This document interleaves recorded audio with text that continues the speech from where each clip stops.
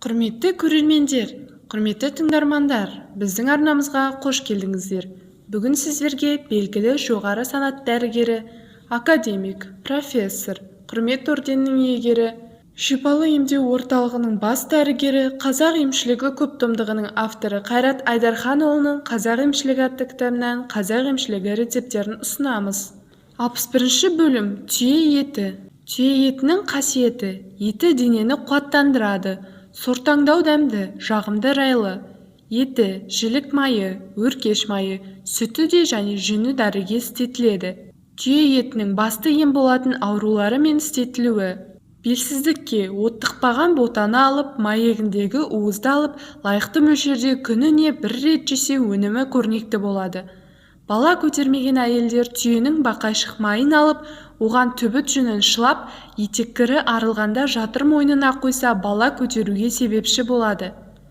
Шетпе болған балаларға түйенің жілік майын алып жылытып, оны қара құйрық терісіне жағып, баланың кіндігіне таңып, жылу өткізсе, баланың іші босап тынышталады. Терге түскен ақтаңлаққа сойылған түйенің өкпесін таңса, терідегі таңлақ жазылады. Паралич ауруына, адыраспанға түйенің несебін құйып қайнатып, жылы кезінде қол-аяққа биікте ұстап, сорғылатып құйып соқтырса өнім береді. Қантыюға түйе жүнінің түбітін күйдіріп, күлін ұнтақтап, қан аққан жерге сепсе, қан тыйылады. Сепкеннен кейін бірнеше минут басып тұру қажет. Қол-аяқтың буыны қайырылып, ісінгенде түйе шудасын ерітілген тұзға немесе сірке суына шылап таңып қояды. Күніне бірнеше рет жаңалап тұрады.